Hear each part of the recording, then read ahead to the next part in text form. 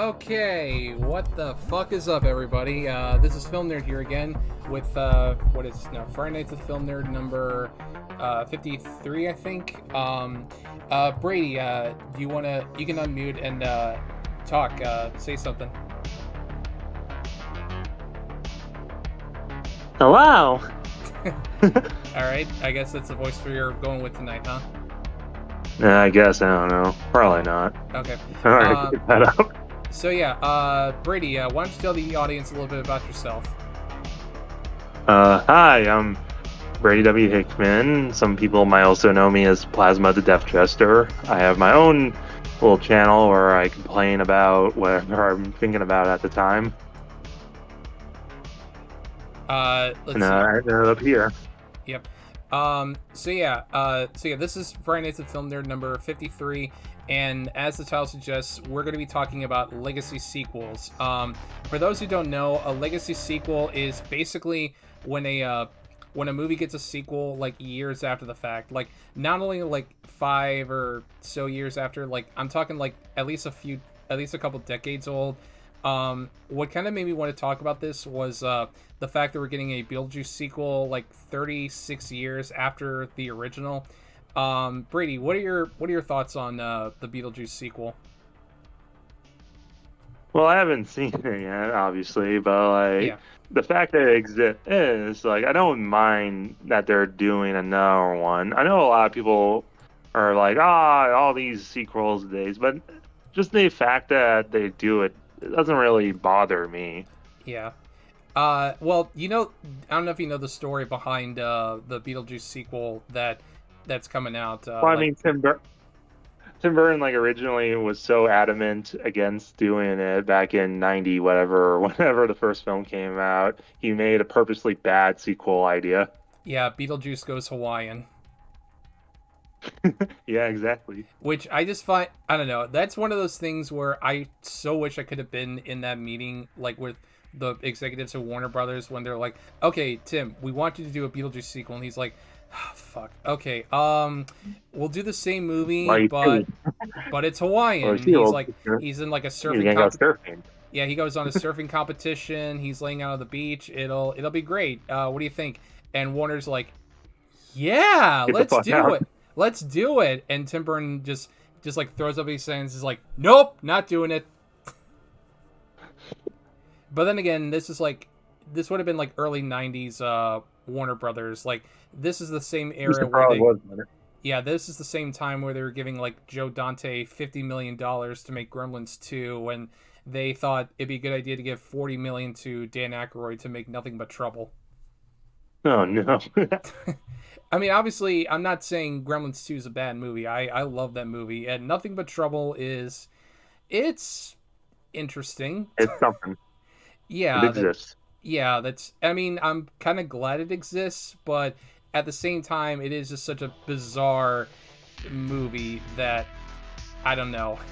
But yeah, I guess Brady, when you think of a legacy sequel, what's the first one that comes to mind? First one, I guess, maybe Fury Road. Yeah, that's a good one. Like, it's also debatable, just like a soft reboot of the franchise as well. Yeah, that makes sense, especially since Max in Fury Road is played by Tom. Hardy. Yeah, I was gonna say, for a split second I almost said Tom Holland. No, Tom Holland. Oh no. God, but no, yeah, Tom Hardy. Mr. Joe. Yeah, but no, that's a good one. I remember I actually saw that like twice in the theater because that's how much I loved it. It's so good. Yeah, and I watched it not so long ago for Furiosa, which could also technically be a legacy sequel since that came out like a good almost 10 years after Fury Road. Oh yeah. Time's crazy, yo. Yeah, it is. Speaking of, did you see Furiosa? Oh yeah, I love it. Yeah, I kind of want to rewatch it because I'm not gonna lie, maybe I just had my expectations too high for it, but I didn't enjoy it as much as I thought I would. Oh, what? Because don't get me wrong, I was really excited for it because I love the Mad Max movies, and Fury Road, like if I'd been doing this back in 2015, Fury Road would have been like my favorite movie of the year. But so like I was super stoked for Furiosa, and I don't know, it just didn't hit me the same way that Fury Road did. I mean that's just expectations, I guess. Like if Yeah. you're going in like, oh my God, it's gonna be the greatest thing ever, it's never gonna live up to it. Yeah, that's fair. And I mean, no disrespect to any of the people involved. Like I think Anya Taylor-Joy, who I've always liked as an actress, I thought she did a good job. I thought Chris Hemsworth like stole the show and as a what was he Brutus? Was that his name? Dementis. I'm sorry. Lord Dementis. Lord Oh, Dementis doing a very silly accent. yeah. I'm sure I'm sure Hemsworth was glad to finally be able to do his real accent and not the His real voice he. with his real nose. Yeah. But no, yeah, Fury Road's a good one. For me, when it comes to legacy sequels, the first one that comes to mind for me would be something like Ghostbusters Afterlife or Top Gun Maverick. Probably Oh Afterlife yeah. more so because I'm a huge Ghostbusters fan, and I will admit I did rewatch it not so long ago, and there are things about it that don't quite work. I can see why some people weren't too happy with like the nostalgia baity stuff, but I don't know. I didn't mind it so much because it felt like it came from people who actually cared about the franchise as opposed to like the 2016 movie where you could tell it was like made by committee that like the people involved really did not give a shit. Exactly. I mean, it helps too that like the guy who made Ghostbusters Afterlife is the literal son of the guy who made the first two movies. A legacy sequel made by a legacy sequel. Yeah, exactly. And it's even funnier considering that Jason Reitman was the kid with the braces in part two who says the Ghostbusters are full of crap. I'd Yeah, love to see it. yeah. So anyway, I was doing some research online and I found this list, this nifty little list from what's it called? Yardbreaker.com of what they consider to be the 20 best legacy sequels, and we're not gonna go super in depth with this. We're just gonna take a cursory glance. But And be like, what the fuck? I just want to take a look at this article because there are some ones listed on here that are like, okay, those are pretty decent, but then there are others that are like, ugh. Like, so the first one they have here is Top Gun Maverick, which, yeah, that's like I said before, that's a good one. Brady, Fucking deadly. have you seen I love that film. Maverick? Yeah, I would probably even say it's even a little better than like the original Top Gun. I fucking love it. Yeah, same. Because don't get me wrong, I think the original Top Gun is fun, and I do generally like a lot of like '80s movies, but the original Top Gun was never like one of my top favorites. But Maverick, like that one surprised me just how good it was. Yeah. And I mean like I don't know, it also just feels weird to have them make it considering that the original film's director Tony Scott uh committed Game End like years ago. Amen. Yeah, but I don't know. I still thought Maverick, like you said, I think Maverick actually might be a little bit better than the original, which some might say is heresy, but I don't know. I still stand by it. Yeah, like you can tell there's like love and care put into it, and I think a lot of people had like red flags because it was like delayed like a lot. And again, legacy sequel, so everyone's like, "What red flag?" But actually, yeah, it's a fucking great film. Yeah, it genuinely surprised me how good it was. So okay, so the list starts off pretty strong. Then their next pick is Jurassic World, which, Yeah, I mean, it's maybe oh, not two. yeah, I would at least put this one above The Lost World because The Lost World I thought was boring. World Yeah, yeah, World is it's stupid, but it's like kind of enjoyably stupid. exactly. Yeah, I mean, how can you not love a movie where Bryce Dallas Howard is literally running in high heels trying to get a T-Rex's attention with a flare? Like, I mean, yeah. how are you supposed to take that seriously? And It they just genetically alter to their own dinosaur that's like basically super powered. Yeah, I mean, I guess like, when you've already brought back the dinosaurs, it's like, what else can you do with it? Like, you know, the concept's already been done before, so it's like, where do you go from there? Making super alien dinosaurs. I mean, what? Yeah. Um, I will say though, my say what you will about Jurassic World, I still think it's better than the other. Well, I can't really say that about the other Jurassic World sequels because I only saw Fallen Kingdom and I didn't even bother with Dominion. I think is what it was called. Yeah, Dominion. Did you see Dominion? Yeah, like Fallen Kingdom is kind of dumb, but in a kind of boring way, and Dominion certainly did exist. Yeah. So, But I did like that there was like a feathered dinosaur in that, so even though it doesn't make sense with the rest of them. So what you're saying is them bringing back the original actors didn't make the movie any better. No. Yeah. Do they at least survive the movie? Like, did they don't like die by the end of it, do they? They didn't pull any of that. They stick around. Yeah, because I mean, we'll get into that in a little bit, but yeah, that is good to hear at least that they didn't just bring it back for a quick cameo and then just kill them off. So that's at least something. Yeah. Yeah, Jeff Goldblum didn't get eaten on a toilet or anything. Yeah. But anyway, I guess on that note, the next one they have here is Star Wars: The Force Awakens, which, very controversial pick. Yeah. Let's just look at the movie on its own. Like, forget the other Disney Star Wars movies. Let's focus solely on Force Awakens in and of itself.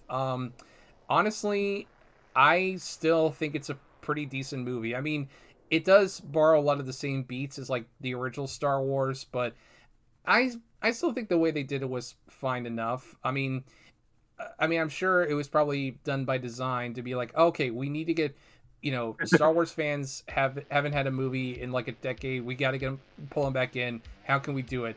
Let's just do the original movie, but we'll add some new things to it. We'll make it like slightly different, but not enough to where like people are concerned or whatever. Yeah, like it's definitely gonna have like some people in the comments like but like yeah, just by itself, I did kind of enjoy Force Awakens, even if it was kind of an overly safe sort of just reimagining of A New Hope. Yeah, I mean, I do agree that it they did play it really safe, which might have been to their detriment. But I also kind of look at it in the context of, you know, this is coming like a decade after Revenge of the Sith, and there hadn't been a new Star Wars movie in years, and you know, people were up in arms about Disney buying Lucasfilm, so they're probably thinking like, okay, if we just play it safe and we make a disposable sequel, maybe that'll be enough to get the fans back in. Like, I do think they should have at least tried to go a little above and beyond, like maybe do something kind of different. But I think in context, it makes sense for why they would do something relatively safe. Yeah, exactly. Even if this was like the greatest film ever made, in that 10 years, you know, just enough people were imagining, I wonder what's next, that people are never going to live up to their imagination. Yeah. And I guess to kind of go back to my thing earlier about Dominion, that is one thing about not just Force Awakens, but the other like Disney legacy trilogy that I didn't like was that they brought back all these iconic characters back only to like kill them off. You know, like Han Solo dies by the end of the movie. Luke Skywalker dies by the end of the second movie. Last Jedi. Yeah, Leia dies, but to be fair, like Leia, Carrie Fisher passed away between movies, so it's like there was there's only enough. I'm sorry. there was only enough they could like bounce around with her. Yeah, although I will give them credit that as much as I did not like Rise of Skywalker, when they brought back Billy D. Williams as Lando, they at least let him live. So at least they let him survive.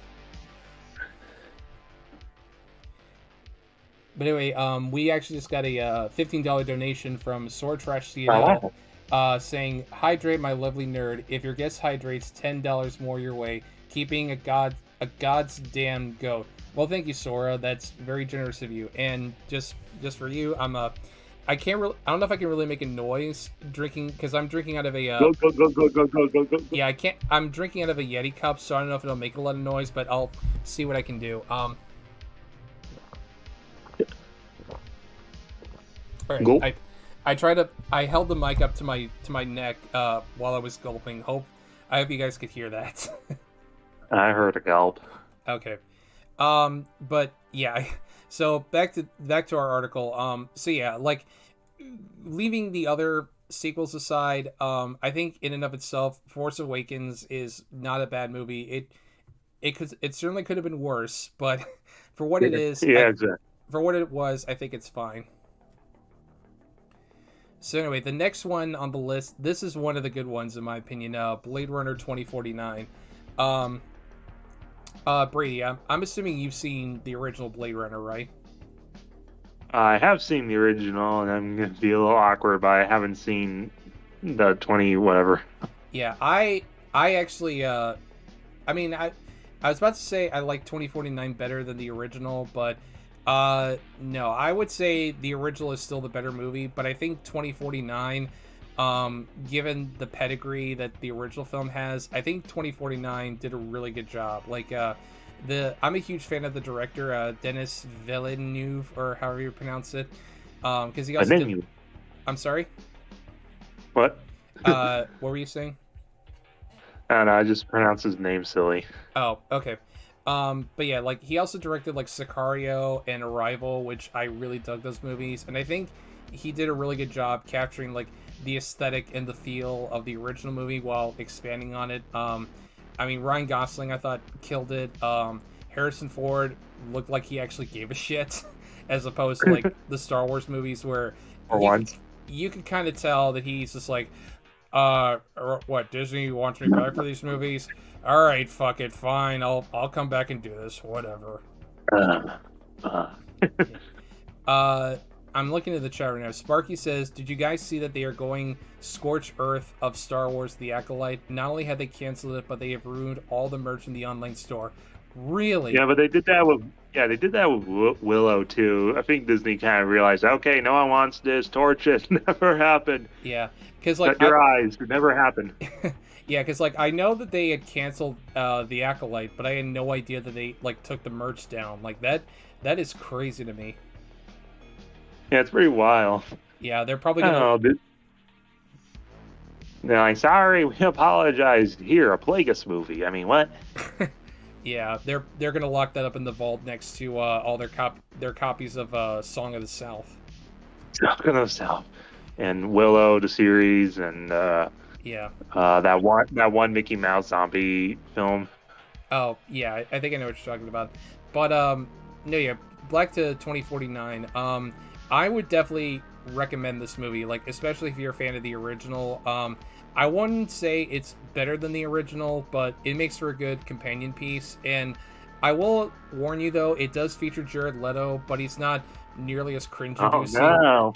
Yeah, he's not nearly as cringe-inducing as like him in like Suicide Squad or Morbius. This is back when he still actually had a shot at being a decent actor. Don't worry, you'll see him again in Tron Ares. Well, it's funny you say that. We'll get to that. But anyway, so the next one on the list is the 2018 Halloween, which this one also was a huge surprise to me because I did not expect it to be really all that good. But I was genuinely surprised at how much I loved the 2018 Halloween. Yeah, it's a pretty good one, and I guess it's not really a high bar with Halloween. You know, oh, Busta Rhymes is not in this, so come on, how good could it be? Yeah, and there's also it's also not made by Rob Zombie, so there's no, people saying... there's no like talk and no one getting diddle. Yeah, there's no scene of a guy like hiding from Michael Myers and just going fuck, fuck, fuck, fuck, fuck, fuck, fuck, fuck. And also there's no scene of Michael Myers like taking off his mask and reviewing he's just a hobo and he screams die. Yeah, but no, I will admit the 2018 Halloween had its problems. I thought there were some comedic relief characters that didn't quite gel with me, and let's see, I'm checking the chat right now. Firefly. I hope I'm saying that right. Nurse Joy here. Thought I'd just drop by and give you a like. Well, thank you, Firefly / Nurse Joy. I definitely appreciate that. But no, with the 2018 Halloween, it it is also kind of funny how this is like, I don't know, the second or third time they basically just like redid the timeline because they did. Oh no, dude! Like Halloween films are about as confusing as like Godzilla continuity. Yeah. I mean, that could be a stream into itself. Yeah, honestly. But then again, like Halloween's not the only slasher franchise that has like screwed up continuity. I mean, there's also like the Friday the 13th continuity, which is just like all over the place. Where part 5 will be made. It's clearly in like 1985, but it's supposed to be like 5 years after the last one, or like part 2 is like made in 1981, but it's supposed to be like 10 years after the last movie. Like it's all over the place. And then 3 and 4 are like right after, aren't they? Yeah, I believe. Yeah, 2, 3, and 4 are all in like the same week or something. Yeah, the same weekend. But no, Sunday the 15th. Yeah, exactly. But no, yeah, I go back to the 2018 Halloween. I still, like, even though I had my issues with it, I still really enjoyed it. Like, it was cool seeing Jamie Lee Curtis come back and like kind of kick ass as like an older, more disgruntled Laurie Strode. And I thought the way they handled Michael Myers was great. Like it definitely felt more in line with the original, as opposed to like the Rob Zombie movies where they basically made him into like Jason, but by way of Michael Myers. Exactly. Yeah. And then unfortunately they kind of shat the bed with the sequels, Halloween Kills and Halloween Ends. Yeah, but that's a story for another time. Yeah, that's true. But yeah, like honestly, with Halloween 2018, like it's to the point to where like I actually own it on 4K Blu-ray, but I don't own the sequels for good reason. Like I actively refuse to own those movies because I did not like them. But anyway, let's move on. So the next one on the list is Dr. Sleep, which this is another one that really surprised me because I love the Stanley Kubrick Shining. Like that's probably one of my all-time favorite movies. So when I heard there was like a spiritual sequel to it coming out, I was a little worried about it. But I really liked Dr. Sleep. Brady, have you seen Dr. Sleep? I actually haven't. Oh, well, I guess this is kind of another... I will say it's another Blade Runner 2049 situation where it's not quite as good as the original, but it makes for a good companion film. Because I mean, I will admit, Dr. Sleep also had its problems. Like, they tried to, like, I don't want to say reenact scenes in the original, but they do these like flashback scenes. They're supposed to be like set around the same time as the original, and they get like lookalike actors for like Jack Nicholson and Shelley Duvall, and it's kind of awkward. Like they're not in it too much, but every time they do show up, it kind of drags the movie down a little bit. And also, but I will say, like Ewan McGregor does a great job in it. Rebecca Ferguson, I think is her name. She is like the highlight of the movie as the villain. And there's even a scene where they like kill a kid, which is pretty shocking and kind of surprised that they would even do that in a fairly modern movie. Like they don't like stab the kid to death or anything, because like the whole concept of Dr. Sleep is there are these people who are going around looking for people who have the Shining, like the telepathic abilities, and they suck their soul out. And there's a scene where they find this kid who has like the Shining, and they like pin him to the ground, and they like suck the soul out of him, and it's done in a pretty disturbing way. Nice. Yeah, I mean, I don't know, like I know it sounds weird to say, but I give the movie credit for Cyan Top End in the chat is saying Dr. Sleep actually surprised me with the child dying. Yeah, it really did take me back. I was like, oh wow, this movie's got balls. I appreciate that. Wow. But no, I would definitely recommend Dr. Sleep. It's not quite as good as The Shining, but again, it makes for a good companion piece, in my opinion. Right on. Yeah. And Laughing Helm in the chat says, I will say, fuck the people who ruined Star Wars, crippling so much potential of adaptations by making the extended universe non-canon and killing off the main characters from the original saga.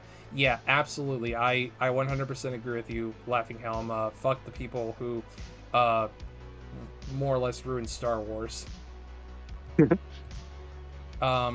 Anyway, let me... Sorry, I'm just kind of messing with the stream a little bit. Just kind of moving some things around. So there we go. Anyway, back to the list. So the next one, this is another one that I'm like, and it's Terminator Dark Fate.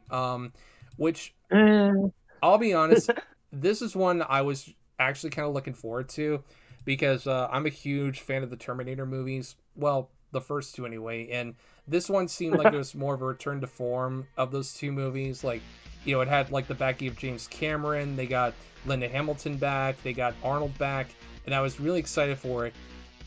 Then the first 5 minutes happened, and I immediately tuned out. Brady, do you want to have a go at this one?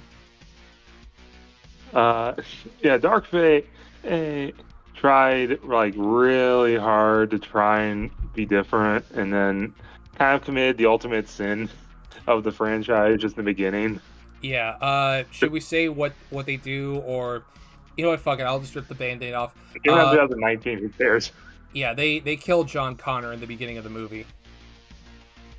Yeah, like they just kind of like commit the ultimate sin of the franchise and just kind of like make it completely, oh, we already killed the leader of the resistance, so we're fucked, but then we're gonna still continue on. Yeah, like honestly, like because I remember seeing it in the theater, and as soon as that happened, I was still there, but I just like kind of checked out because I was like, okay, at this point, I really don't care what they do next because they just killed like one of the most important characters in the franchise, like it was nothing, and now they're expecting me to just go along with it. I'm like, yeah, no, I'm not doing this. Exactly. And it's a shame too because there's a lot in this movie that actually is pretty good about it. Linda Hamilton, I thought, was pretty awesome in it. Arnold was good. I thought the chick they introduced, who was like kind of an android but not really, she was like a human with like cybernetic enhancements. I thought she was pretty good. I thought it had some good action sequences, but I don't know. Yeah, the film almost works. It's definitely better than Genesis. I'll say that. Yeah. But yeah, you just can't really move on from the opening. Yeah. Like, you shit the bed. You can like do all you want, be the greatest guy in school, but you're still gonna be the kid who shit himself in class. You can't move on from that. Yeah, exactly. And I think I remember reading some article where the filmmakers were like trying to defend their decision, to kill John Connor, and it's just like, nah, you can defend it all you want, but it still doesn't erase the fact that you, like you were saying, just committed one of the biggest sins in the franchise. Yeah. But yeah, Dark Fate, like, I don't know, I would say it's more disappointing than bad, which I think is almost worse because it's like when a movie's disappointing, when it's disappointing, that means like you went into it with some kind of expectation. Because like bad movies are, more often than not, you expect them to be bad. But a movie like this is like you want it to be good, and it just ends up not. And I feel like that's almost worse. I'm not mad, but I'm disappointed. Yeah, exactly. So the next one on the list, this one redeemed itself for me, Creed. I actually really enjoyed Creed and the Creed movies. Well, especially because I'm a huge fan of the Rocky movies. I mean, they kind of run the gambit. Like, there are some that are better than others, but they're still fairly enjoyable movies. So when I heard about Creed, I was skeptical at first, but I actually really enjoyed it and the sequels. Brady, have you seen Creed? Fucking love Creed. It's basically what I'm trying to say. It's basically what it needs to be, like Rocky training like Apollo's son. Like this is exactly what we all kind of wanted eventually from a Rocky film. Yeah, exactly. I mean, like him becoming the next Mickey. yeah, Yeah, it almost kind of feels like they're going full circle, and I think Ryan Coogler did a really good job with this movie, and I think Michael B. Jordan was great. I think it probably has some of Stallone's best acting, and I also love that Creed 2, Absolutely. and I love how like because like Rocky Balboa is like it's almost like you could just watch the first Rocky and Rocky Balboa and feel like you didn't miss anything. You could actually Yeah. follow it up with Creed. But then what's funny is like Creed 2, like they have that actually has the events of Rocky 4 like in canon. So like it's almost like you can't really do that anymore because it's like, oh, you could just skip, 2 through 5 and you'll be fine. It's like, no, you have to see at least, 2 through 4 to know to like be up to date with Creed 2. And I don't know, I just think that's kind of beautiful that Creed 2 is like it like has Rocky 4 in continuity. Yeah, it's kind of like again the perfect sequel because it like pays tributes to even I guess some people mostly back in the day didn't like consider it one of the better films Yeah. because they still look they actually still care about it. Mm-hmm. We're not gonna see like Rocky versus Tommy Gunn again. Yeah, which honestly is probably for the best because Rocky 5 is not a very good movie. I mean, it's not one of the worst movies ever, but it's definitely the worst Rocky movie. Oh, absolutely. Although I will admit there are things about it I do enjoy. I like the George Washington Duke, who's basically a Don King stand-in. Like he's pretty fun when he's like, he's like, "No, you gonna fight when I tell you, where I tell you, and how I tell you." Or like at the end, he's like, "Hey, man, come on, you punch me, I'll sue Exactly. you." And then Rocky decks him, and he's like, "Sue me for what?" And also the street fight, like even though it doesn't really resolve anything, the street fight at the end is pretty awesome. Yeah. And the build up to it is pretty good too. When like Tommy Gunn like walks into the bar and he's like assaulting Paulie, and Rocky's like, "You want to knock him down? Why don't you try knocking me down?" And George Washington Duke is like, "No, no, no, no, my guy, he only fights in the ring. My guy fights in the ring." And then Rocky goes, "My ring's outside." Like, Amazing. yeah, that is actually pretty awesome. But no, back to Creed.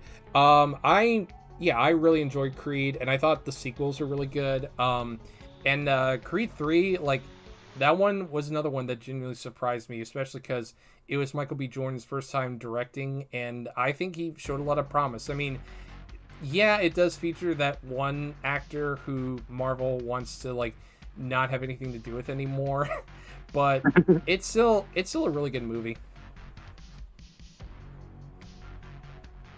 But anyway, so the next one is one that we actually talked about before, Ghostbusters Afterlife, which, I mean, I don't know if there's anything more I can say that I haven't already said. Brady, what are your thoughts on Afterlife? I liked Afterlife. Again, it's a sequel, like legacy sequel. Oh, that like actually cares. It does kind of the trope of it's the kids of the original team, and the original team shows up, and they're old as hell, but they can still kick ass. But I Yeah, think they still do it like really well. yeah, exactly. And I will admit the one thing about it that made me kind of raise an eyebrow was, I guess, spoiler warning, even though the movie's like 3 years old by now.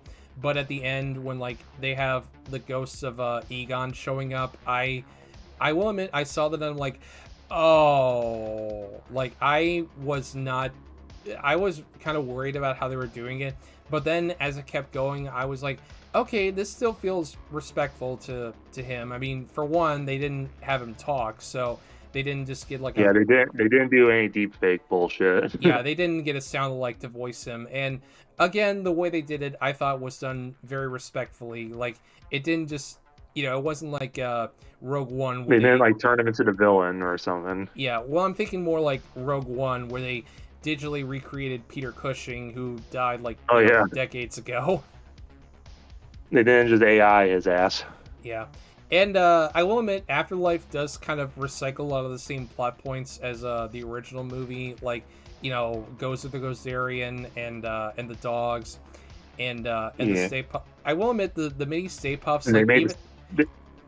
Yeah, they made Stay Puft into like the Minions. Yeah, which I will admit, I actually tolerated them a lot more than I did the Minions. I mean, it helped. I mean, honestly, the mini Stay Puffs in the movie were almost kind of like the anti Minions because they're like small, cute, and adorable, but they're also vicious and they're willing to like kill each other. Yeah, they actually work. They're funny. Yeah. But no, I was genuinely surprised at how much I loved Afterlife. And did you see the newer one, Frozen Empire? I actually haven't seen Frozen Empire yet. I saw in the theater. It's okay. I mean, I would say it's kind of on par with Ghostbusters 2, where it's not quite as good as the last one, but it's still enjoyable enough in its own right. Nice. Yeah, I mean, I wouldn't say it's anything mind blowing, but for what it is, it's enjoyable. Let's see. Spanian in the chat says, "What does respect? Oh wait, hang on. What does respect mean in this epoch? Well, I guess by respect, what I mean is like in the case of Afterlife, like Jason Reitman, like clearly cared about the original movies and wanted to." Wanted to pay tribute to them and like honor those movies because again like his father was the literal director of those two movies, so he wanted to pay tribute to what his father had done because his father had created two really iconic 80s movies. So when I say respect, I mean like in the sense that like the people making the movie care about what they're doing and they care about the source material. And they're not just there wasn't like some cynical cash grab like, oh look, Ghostbusters do. Yeah, or I'm thinking like any of the Platinum Dunes remakes, like the Nightmare on Elm Street remake, which I saw for the first time a few months ago, and oh no, yeah, it's so bad. I mean, there's a few things that aren't that bad. I think Jackie Earle Haley's like okay, and there are some kind of clever ideas, like the whole idea of the micro naps, but I don't know, like they try to recreate so many moments in the original that it's just like, why am I watching this when I could just watch the original? Yeah, but that's like for another stream talking about remakes. Yeah, no, exactly. Sorry, onto the list. This one I can't really speak too much on because I haven't seen Bill and Ted Face the Music. Brady, have you seen it? I've only seen like clips of it. I haven't actually watched it through. Yeah. This one though, I am kind of curious to check out because I do love the first two Bill and Ted movies. They're definitely like of their time, but they're still like really fun. I mean, just seeing these two kind of stoner dudes traveling through time and picking up all these historical figures, or them like going to literal hell and having to like talk with Beat God. The devil on board games. Yeah, well, they don't. Well, it's no, the not Grim devil. Reaper. I mean death. Yeah, the Grim Reaper, which I don't know. I just think that's so funny when like because obviously sunk my battleship. Yeah, or like they beat him in one game and they're like, "Do you want to go again?" He's like, "Damn right." But no, the Bill and Ted movies are fun. So, and I've heard Face the Music's like pretty decent for what it is, and I don't know. It is also just kind of great that Keanu Reeves is willing to come back because, I mean, obviously no shame towards Alex Winter, but like Keanu Reeves like exploded after the Bill and Ted movies. I mean, he did like The Matrix, he did John Wick, like he could have very easily just been like, no, I'm too big of an actor now. I'm too good for this. I'm not doing this again. But no, he decided to come back for it, and I gotta give him props for that. Yeah, and Alex Winter was too busy being a vampire. Yeah. Although I do remember hearing this story about how apparently, because they were filming in, I want to say New Orleans or something like that, and apparently while they were filming, they found a house outside where on their front lawn they had a sign that said "You're breathtaking," obviously as a reference to Keanu Reeves presenting Cyberpunk. And Reeves actually went to that house, knocked on the door, and like took pictures with the family because he was really touched by the sign.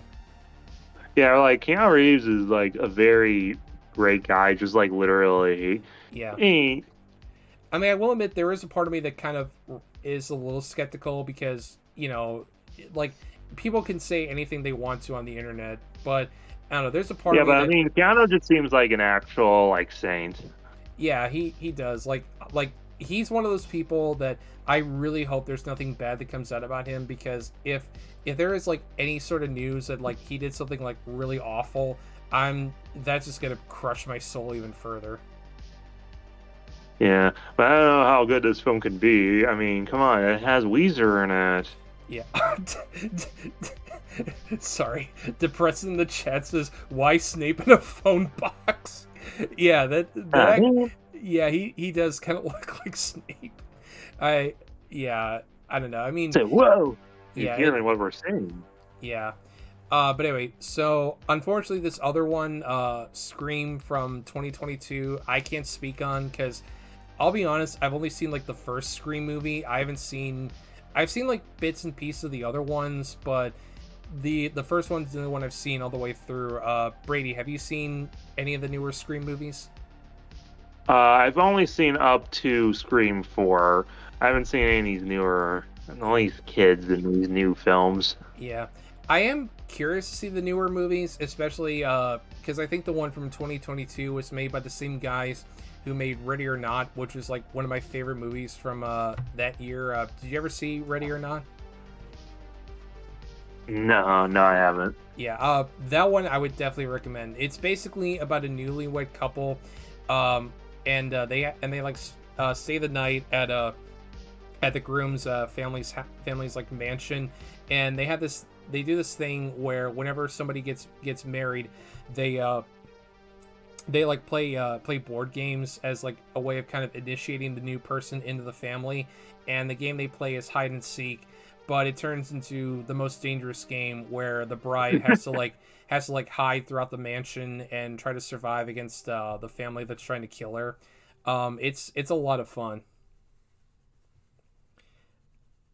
And they also made a movie just earlier this year called Abigail that's also really good. It's basically about a little girl who like gets kidnapped by these people and like held for ransom, but it turns out the little girl is actually a vampire who's like pulling all the strings, and it's a good time. But yeah, so unfortunately we can't really speak much on Scream 2022 other than from what I've heard, it's pretty good, and I've heard the most recent one's good too. And I was gonna say Spanian said "Scream for ice cream." That reminded me. I was actually working in the movie theater when the fourth movie came out, and the one part of it I remember the most is near the end of the movie when Neve Campbell kills Emma Roberts, who turns out to be the killer of the movie. She goes like, "You forgot the most important rule of remakes: don't fuck with the original." And I remember that, and I'm like, from a Wes Craven movie, really? Like, No. This is the same guy who more or less remade, what was it, The Virgin Spring for Last House on the Left. So him calling that a remake is a little weird. And Chicken Farmer in the chat says, "Yo, just got done watching Napoleon Dynamite." Well, good deal. I don't know. That's yeah. Yeah. What are you gonna do today, Napoleon? What do I feel like I want to do? Gosh. Oh. Napoleon, give me some of your tots. No, go get your own. I'm freaking starving. I didn't eat anything today. God, that movie does take me back. Yeah, and it doesn't have a legacy sequel, but it does have an animated series that no one saw. Yeah, I was gonna say, didn't that get an animated series like years after the fact? Yeah, I guess that counts, sort of. Yeah. I mean, I hope it's at least better than the Spaceballs animated series, because... Yeah, but anyway, it's better than that. Yeah, but we can discuss that another time. So the next one on here, and it's so great that I really wish Sadie T was in the chat, because I know she has a lot to say about Tron Legacy. I don't know. This girl that is in my chat sometimes, and she's also on in Rogue Internet Man streams sometimes. That's kind of where I know her from. But she really does not like Tron Legacy, and I mean, it's been years since I've seen it, but I remember actually really liking Tron Legacy. And I had seen the original Tron beforehand, and I don't know. Honestly, my memories on both are kind of vague because it's been a long time since I've seen either one of them. Brady, what are your thoughts on Tron Legacy? Tron Legacy is definitely one of those films that I think yeah, kind of equally. People either love it or despise it. Yeah. And I feel like I might be a little bit of I do really like it in concept, but in execution, a lot of it is a lot like I kind of love the theme of the film, the beautiful perfection of imperfection, Yeah. and it does pay tribute while also doing its own thing from the original film. Yeah. But it's also kind of I don't know, it's just a weird film. It's Yeah. definitely not for everyone. Yeah, that's true. And I will say, like, just the fact we even got a sequel is kind of impressive considering the original was not a big hit when it came out. It was actually seen as a bit of a disappointment. And I think that's also just the curse of the Tron like franchise. It's never successful when it comes out. Like the game was a bomb, Legacy yeah, was a bomb. Tron, the TV series, Tron Uprising, fucking great show, but like it kind of did really poorly when it first aired. yeah, I guess it's just one of those series that, as much as I hate to say it, it is kind of like doomed to fail. Yeah, kind of. It's like very expensive and like always breaking ground, but it's not always gonna pay off. Yeah, it's one of Disney's, like, I don't want to say like great like dirty shame, but like it's definitely like in the camp of like other Disney projects that didn't quite take off, like the Black Cauldron or Treasure Planet I don't know. or John Carter. Yeah, basically exactly like John Carter because it cost like a fuckload to make and Yeah. it made back like barely half of that. Yeah. Although Because like honestly, the first film was one of the first films to use like CGI just in general. yeah. And it kind of looks like it, but I mean it was also a movie about games in the 80s, so it works. Yeah. And Legacy, I remember it did have some kind of odd, like spotty CGI, like namely they tried to like de-age Jeff Bridges in the movie, like, Oh but yeah, like that's definitely the worst effect of the entire movie. Like everything else in the film looks fucking incredible, especially for coming out in like 2013, I think. yeah, it Except was, for like Clue's like deep fake of young Jeff Bridges, yeah. which looks more like they took the graphics from the Xbox game and pasted it over him. Honestly, yeah, yeah, like like something out of a PS3 game. I don't know, like, I will admit though, in the context of the movie, it didn't bother me that much because like when they're in the computer world, it's like it's one of those things where it's like not where it's supposed to look real, but it's not quite real. So I can kind Yeah, of give like them, I kind of wish they did that for like all the like program characters now. yeah, Like they all kind of look like PS4 and PS3 NPCs, but yeah. then they don't really do that because again, it would be expensive as shit. Yeah, but what kind of defeats my argument though is I vaguely remember at the beginning of the movie they do like a flashback where the main character's like a kid and he's talking with his dad, played by Jeff Bridges, and they de-age him in that scene, and it's only for like a few seconds, but it's just this weird like uncanny valley effect where like it's supposed to look real, but it's definitely not real, and there's not the excuse of, oh well, in the computer world, so of course it's not going to look 100% realistic, but it's like, yeah, no, it doesn't work here. Yeah, definitely. But like Legacy, I do like Legacy, even though I definitely can see why a lot of people wouldn't. Yeah, it's definitely one that I would like to revisit sometime because it's been years since I've seen it. But I mean, Joseph Kaczynski, who directed it, did go on to do bigger things. Like he actually directed Top Gun Maverick, so he at least had Oh, a good. yeah. So at least he had some success after this movie. And then there's going to be another, I guess, Legacy sequel with Ron Ares in the Yeah, future, but that's for future us to bitch about. yeah. Let's see. Spanian said, Brady just said one of the most horrifyingly contemporary sentences I've ever heard. What exactly did Fuck. what exactly did Brady say? Oh no, I say a lot of things. Yeah, And I'm gonna get canceled. Fuck. I'm sure Spanian will let us know what exactly it is you said that's gonna get my channel taken down. We're gonna get hunted down, murdered. We're gonna make an apology video. We're gonna Yeah. end up streaming on Kick about how the world's flat and we hate black people. I mean, what? Yeah, I'm gonna have to do another apology video. Although this one is not gonna be is actually gonna be serious. No, wait, never mind. I should keep going. Near ukulele. We're gonna Yeah. do. So the next one we got here is Bad Boys for Life, which I actually I'm trying to remember if I even saw this one because I want to say I did, but I'm not 100% sure because I know I've seen the first two Bad Boys movies, but like I think I've seen For Life, but I'm not 100% sure. Um, no, yeah, I'm pretty sure I did see it, and I want to say I remember enjoying it. Brady, have you seen the Bad Boys movies? I'm kind of in the same boat where I think I've seen them, but I mostly might just know them from out of context memes. Yeah, like Bad Boys Like 2, like Martin Lawrence saying, uh shit just got real. yeah, or like who the fuck's Reggie? Or they try to get a car and it's like a Prius or something. And like, get that shit out of here. Yeah, but no, I remember the first two movies being a lot of fun. I mean, they're big, dumb, explodey action movies made by Michael Bay of all people, so, you know, there's really not much you can expect from them other than just, you know, a good time, just watching stuff blow up. But Bad Boys for Life, I want to say I remember liking it.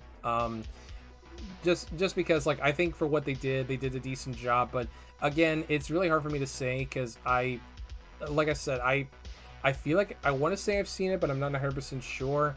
And I know they just came out with a new one, which I think it's called like Bad Boys Ride or Die or something like that. I didn't see it.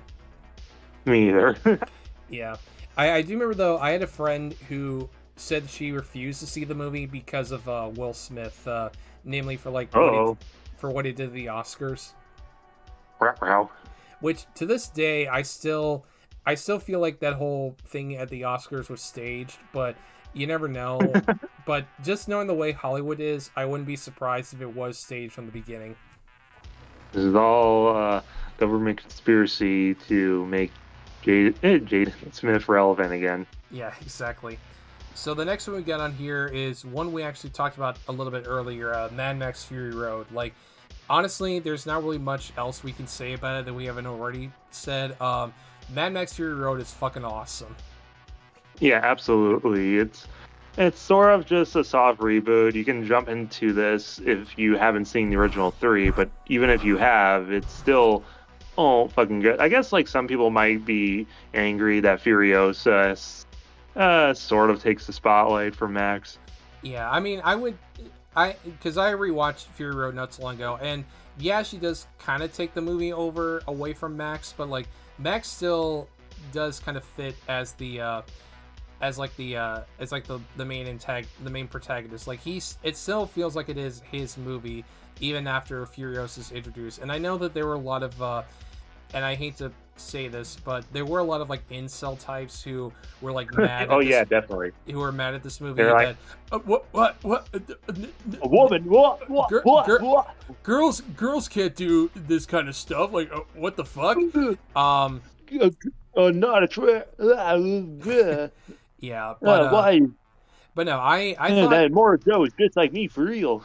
Yeah, but no, I thought Charlize Theron was awesome in Fury Road. Like just that one shot where she's like in the middle of the desert, she takes her robot arm off and she's like screaming into the sky. Like after she finds out that the green place is no longer a thing. Like that is probably some of the best acting I've seen in any movie ever.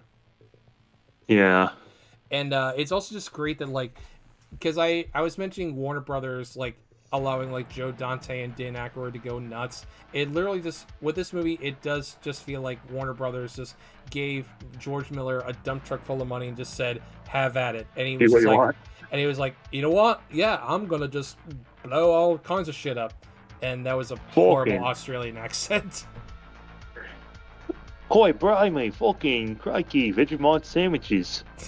Yeah, I will say one thing about Fury Road that I actually really loved as like kind of a throwback to the original movie is they cast Hugh Keith-Byrne to play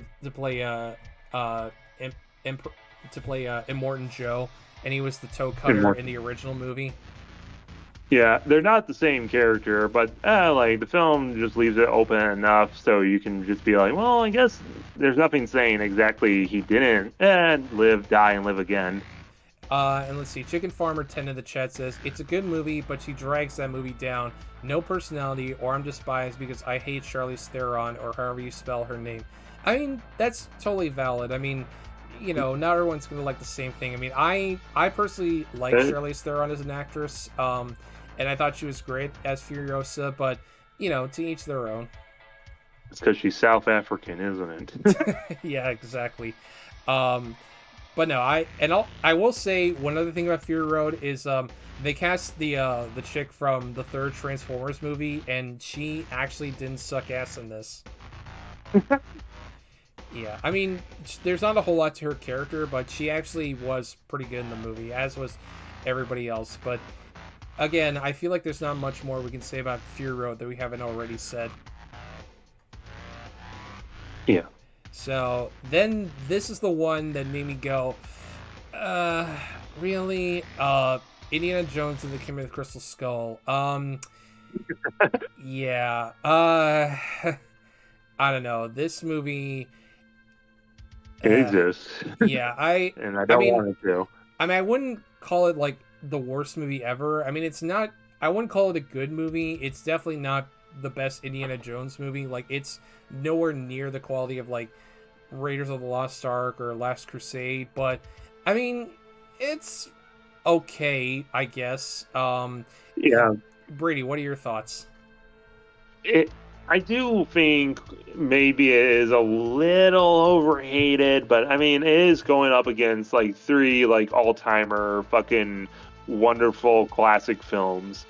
And then here comes the kind of odd one out. Well, I guess the second one out, but Yeah. But I don't know.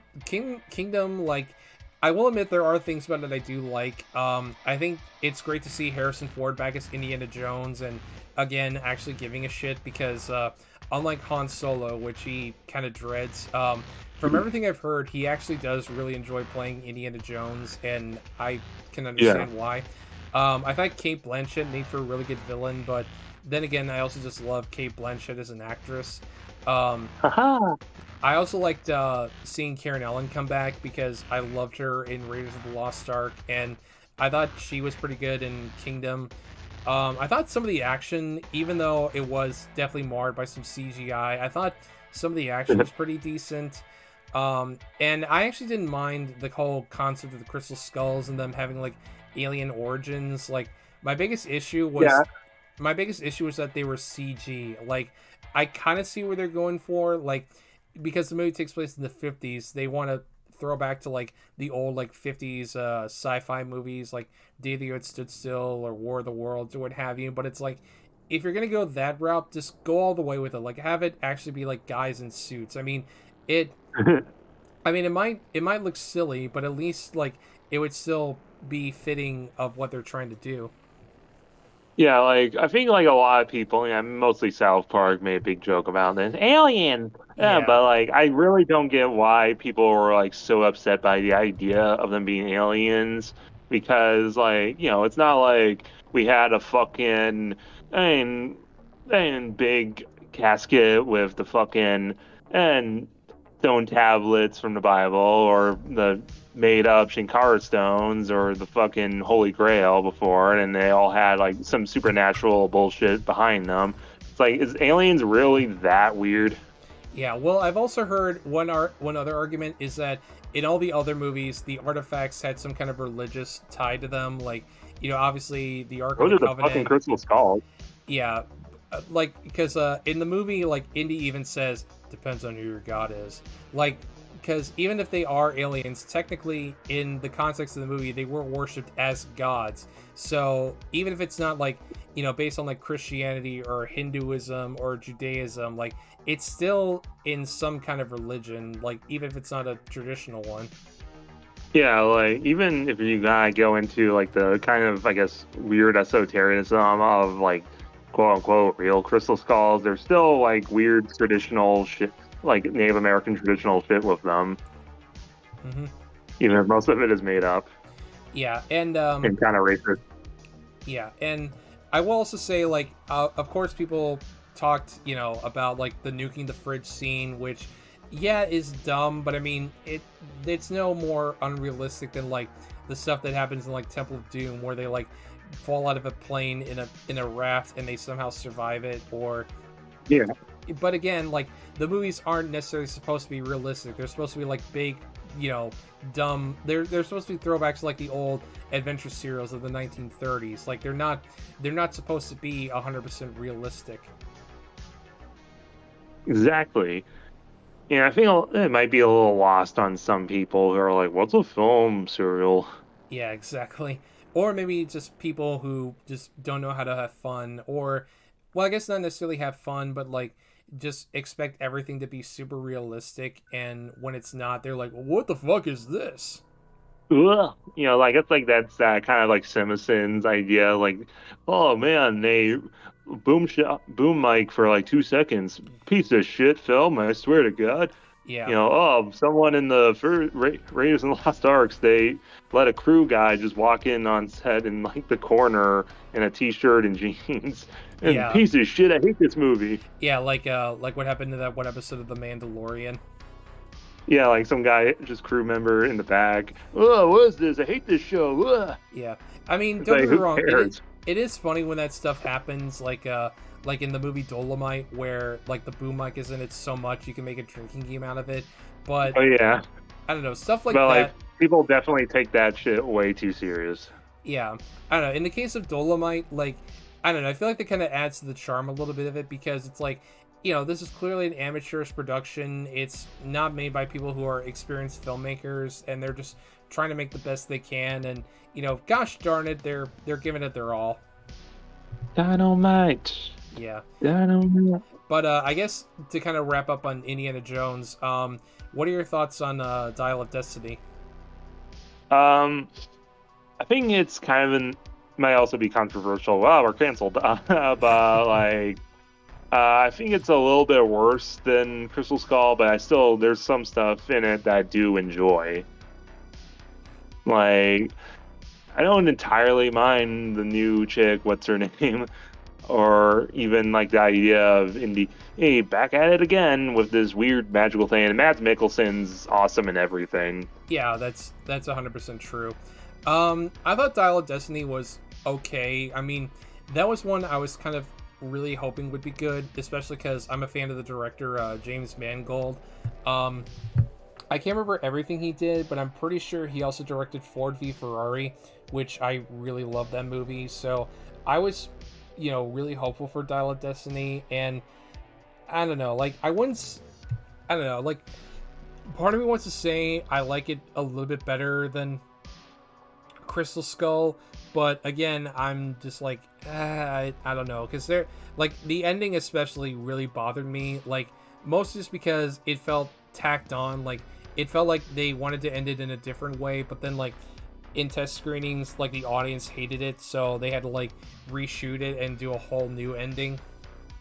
Yeah, like it feels like the ending, I guess spoilers for a kind of newish film, but like it feels like they kind of almost wanted to kill Indy when they sent him back into the past, but then they're like, nope, and then they kind of left it on this kind of almost like sending us into a sequel kind of ending. I don't know if I would necessarily say it like set up for a sequel. It felt like they were trying to like give the series closure in a way, but I don't know, like because I highly doubt we're ever going to get another Indiana Jones movie, because I mean Harrison Ford is old as fuck, and I Yeah, don't know if probably he, not in his lifetime. yeah. I don't know. My biggest fear now is like I really hope that Disney doesn't try to reboot the series and like I don't know, cast like Chris Pratt or something to play Indy. Oh no. Like don't get me wrong, I do enjoy Chris Pratt, but like he doesn't need to be in every fucking movie. Hello, I am Mario. Yeah, exactly. So the next one, this is one I kind of had to sit out on. I never saw Mary Poppins Returns. I mean, I saw the original when I was like 6, and I enjoyed it, but I never saw Mary Poppins Returns. Brady, have you seen it? No. Yeah, we can honestly just skip this one because there's not much to say really. And Never unfortunately, I had to skip. I kind of had to skip this one, T2 Train Spotting, because I never even saw. I haven't even seen the original Train Spotting. I know it's considered like a classic, but I never got around to seeing it. Brady, do you have any thoughts on Train Spotting? I haven't seen it either. Bad movie critics. We haven't seen everything ever made. Ah. Yeah, exactly. But anyway, and then coming to America, which first of all, I do find it kind of funny that for the sequel they replaced the word two with the number two. Yeah. But I haven't seen the sequel. I have seen the original, and I do think the original's pretty fun. Like like at the beginning when he's like, "Well, like, good morning, New York," and the guy screams, "Fuck you!" And he's like, yeah. "Fuck you too!" Or like a young Samuel L. Jackson like breaking into the not McDonald's, like trying to hold up the place, and Eddie Murphy like tries to like stand him down. He's like, "Who the fuck is this asshole?" But no, the original is a lot of fun. I've heard the sequel's supposed to be decent. I know they didn't get John Landis back to direct it, probably because he and Eddie Murphy, I don't think, are in very good speaking terms. No. Did you see Coming to America? Yes, I have. It's definitely still a little funny, but it's not gonna match the original. The first film is like super funny, and then the second one kind of feels like they're trying really hard to be the first film. Yeah. It does work in some regards, but it definitely isn't hitting right. You know what I mean? No, I get what you mean. Because I know that, like, speaking of Eddie Murphy, they came out with a new Beverly Hills Cop movie, which I haven't seen yet. I've heard decent things about it. I wouldn't mind checking it out because I do enjoy at least the first two Beverly Hills Cop movies. I never saw the third one, which is probably for the best because I've heard nothing good about it. It's bad. Yeah, I do know there's a part where, like, at the beginning, Foley's like chief gets killed, and he's like, Foley, take a coffee break, and when you're done, go get that son of a bitch, or something like that. And then George Lucas is in it. Yeah. Well, I mean, of course, because he and John Landis are good buddies. Yeah, they're like joined at the hip. Yeah, and that's what's kind of sad about that movie too, because say what you will about the guy, I actually love John Landis as a director. You know, he made movies like Animal House, The Blues Brothers, and American Werewolf in London, which is one of my all-time favorite movies. Amazing. Yeah, and then he did, you know, what he did for Twilight Zone, the movie, which we don't really need to discuss that because everybody already knows about it. Yeah, that was a really head-taking time. Good one. But no, Coming to America, like I said, I can't speak on it because I haven't seen it. Brady, would you say it's worth a watch, or is it one that you could skip?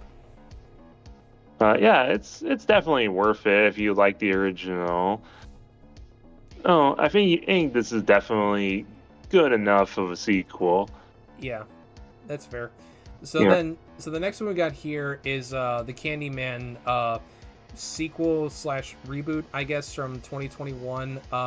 First off, I love the original Candyman. I think it's one of the best horror films of the 90s. Like, Tony Todd alone makes that movie like so good. I never saw any of the sequels to that one, but I did see the 2021 version, and I don't know, I thought it was like okay. Like, I wasn't a fan though of how they like try to make it like very racial, where like Candyman's now like a vigilante who's going after like crooked cops. Like, I don't know, it just felt, because like the original had hints of that, like, you know, him like getting back at like racist or whatever, but I don't know, it felt like they went a little too overboard with that in the new film. Brady, have you seen the newer Candyman? I've only seen like the beginning of it because I kind of tuned out after. But like, yeah, like what you said, like Candyman, the original film, I guess like a lot of people can kind of just say, oh, it's fucking Nightmare on Elm Street but ghetto, but it's actually a fucking great film. That kind of does stand by itself as a psychological thing with honestly one of the best horror soundtracks of the 90s. Yeah, absolutely. And again, the cast is to die for. I mean, Tony Todd alone makes it worth it, but like Virginia Madsen's also great in it. I think the direction is solid. It's definitely one of the best horror films in the 90s. And the remake, I almost want to call it a remake. The sequel, which is very loosely connected to the original. I don't know. Again, they try to inject this like whole racial thing into it, where like, oh, Candyman's now, speaking for like black voices, and he's going after like racist cops or whatever. And it's like, I don't know, because like, again, the original had hints of that, but they made it clear that he's supposed to be the villain. Like, he's not a good guy. He's like he's like, by the end of the movie, he's trying to kill a baby. Like, he's not a hero. Yeah, like there's definitely he's a former slave who was tortured to death, but he did try to kill a baby. He's not a good person. Yeah, like you could definitely have like characters that are flawed, where like there's something not good about them, but you still can like sympathize with them. But I don't know, trying to take a serial killer and making him the hero is like, I don't know, you really have to walk a very thin line for that to work. So anyway, the last one on the list is Jumanji: Welcome to the Jungle, which this is one I was also genuinely surprised at how much I like this movie, because like I've seen the original Robin Williams movie, and again, it's definitely a product of its time. It's not like one of the best movies to come out of the 90s, but it's enjoyable for what it is. But I actually did really dig Welcome to the Jungle, like way more than I thought I would. Brady, your thoughts? I absolutely love the original. I've seen it like so many times. And then Welcome to the Jungle is basically a very different film, but it does have that kind of like jungle adventure that, what am I saying? I like it. Yeah, I enjoyed it too. And like, I remember this is kind of during that period where Kevin Hart was in like every movie that was coming out. I think I thought he was Dwayne Johnson. Yeah. But I mean, it helps too that like the two of them at least like have charisma and charm to them. Like, it's not like what the fuck is his name? Sam Worthington, that block of wood that for some reason Hollywood decided to put him in like every movie that was coming out. Like, he was in Terminator Salvation, he was in the Clash of the Titans remake, he was in whatever else. Like, they really wanted to make him a star, and then he just kind of fizzled out. Yeah. Like, at least Kevin Hart and Dwayne Johnson have like chops to them. Like, they actually like can give good performances. And yeah, Welcome to the Jungle, like, it almost kind of is like a reboot in a weird way, because like there are like a few ties to the original, but you can almost watch Welcome to the Jungle by itself and feel like you didn't miss much. Yeah, exactly.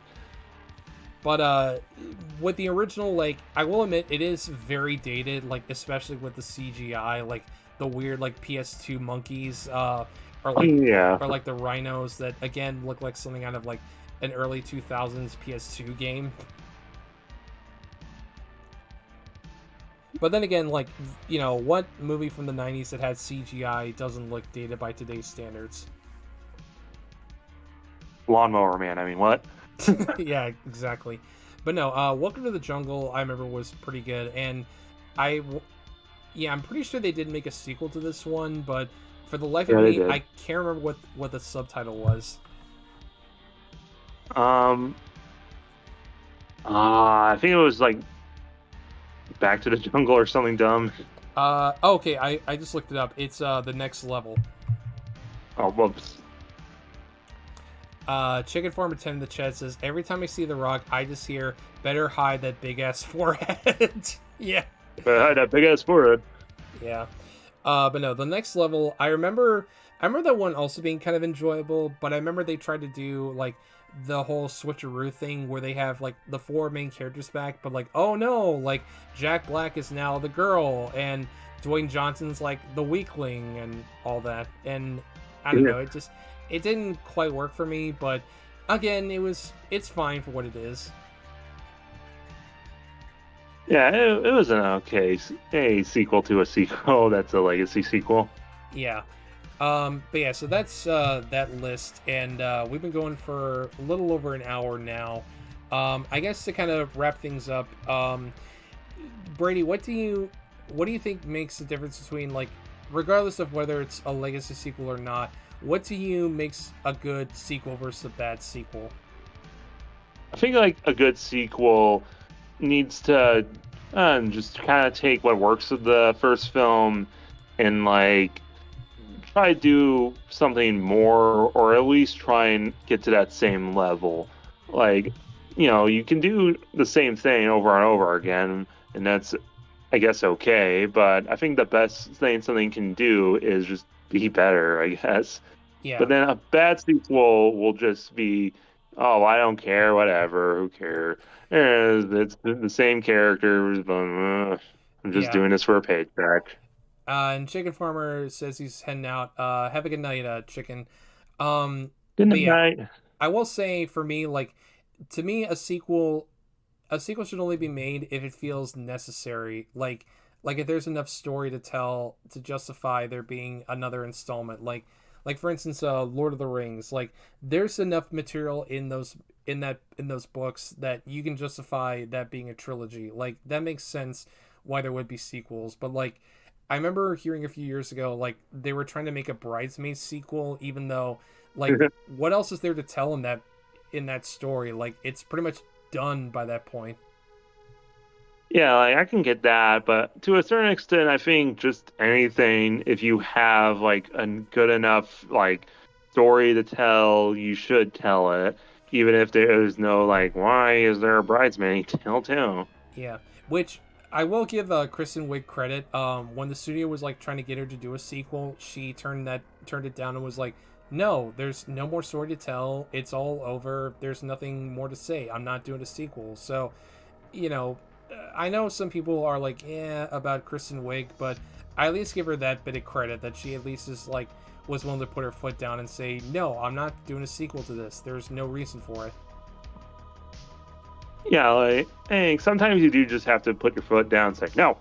Yeah. But, like, I do like to have a little leeway, say, like, you can make a sequel out of anything if you really want to, if Yeah. there's just enough of something to say. Yeah, no, I totally agree with that. And I guess to kind of close it out, what's a movie that never got a sequel that you wish would get a sequel? Like if you had the opportunity to make your own legacy sequel, what would you want to make a sequel to?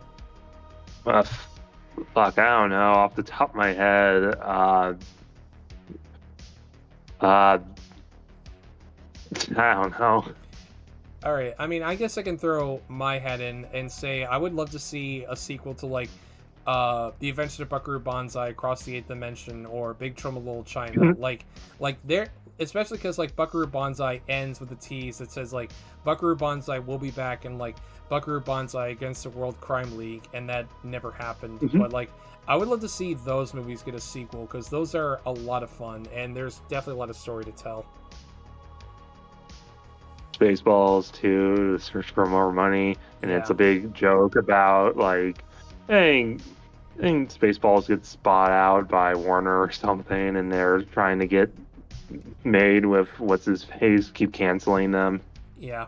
Or I would admittedly this is kind of a joke answer, but if I were a crazy billionaire, I would give John Travolta all the money in the world to make a Battlefield Earth sequel because god Oh damn it, no, I want a Battlefield Earth 2. John Travolta's just gonna spend that on fucking Scientology bullshit. Yeah, probably. But I don't know, like because Battlefield Earth that definitely deserves its reputation as one of the worst movies ever, but like it's one of my favorite bad movies ever because like how can you not love a movie where John Travolta is screaming like, "Well, you're still learning how to spell your name. I was being trained to conquer galaxies." And poor Forrest Whitaker just looking like he really doesn't want to be there. Pitiful man apes. Yeah. Um but yeah, so I'd say we've hit a pretty good mark, little over an hour. So yeah, I guess in summation, if you're gonna make a sequel, have a good reason for it. Like, don't just do a sequel because, the movie that you made is a big hit. Like, make a sequel because you feel like there's another story you can tell in this universe. Like, don't just do it for the sake of it. Like, actually have a reason for it. Yeah, like you can make a sequel to, I don't know, Night at the Roxbury, but does there really need to be? Yeah, exactly. And I guess going back to Beetlejuice, the sequel, I'm cautiously optimistic about it. Like because I love the original, and I really want the sequel to be good because it's like I don't know. I'm just glad to see like Michael Keane, Winona Ryder, and Catherine O'Hara back. Um, I mean, I don't think it'll have the same charm as the original, but I'm at least hoping it's a decent movie. Well, yeah, Beetlejuice had its own cartoon. There's definitely more stories and adventures there could be there, so we Yeah. don't have to settle for he goes to Hawaii and enters a Mhm. surfing contest with Airbud or something. Yeah, exactly. So yeah, I guess to kind of end things out, Brady, thank you so much for coming on tonight. It was great having you. And if people want to No find you, problem. and if people want to follow you, where can they find you? You can find me on Instagram. You can find me on my own YouTube page. It's just Brady W. Hickman.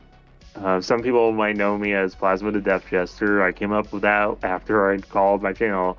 Oh, just my real nickname and real last name. Yeah. And uh, oh, I was just gonna say I left the link to your channel in the description. So yeah, definitely give him a watch. He does some pretty good movie reviews.